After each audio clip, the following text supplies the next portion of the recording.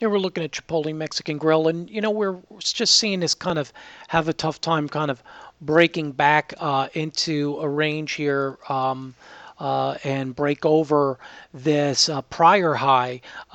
This is important, as this is really what you're seeing as your initial resistance of the prior area here, and this is really where we're seeing this 692, and then we saw today prices trying to go a little higher, but not able to break through that level. So you see this resistance right at the range here, seeing a little bit of also resistance lower. So if we were to say, okay, well, here's the higher range, a lot of times what people fail to get too, when they look at this, you've got to realize that sometimes the resistance is this.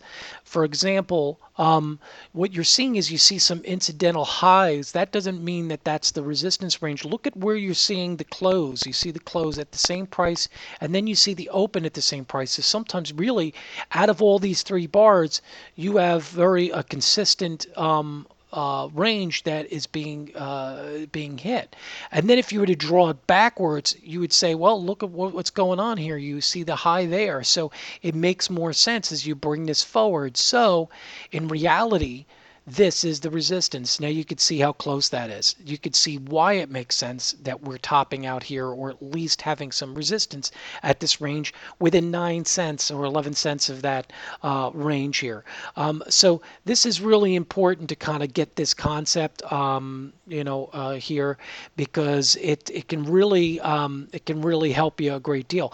Now, of course, you want to see, if you want to see any, if you do, I'm sorry, if we do see any breakthrough that range through the 700 range, that could be very bullish here. But I think we're still going to see this, I think, fail. Even if we see this break a little higher, I think we'll start to see this come in.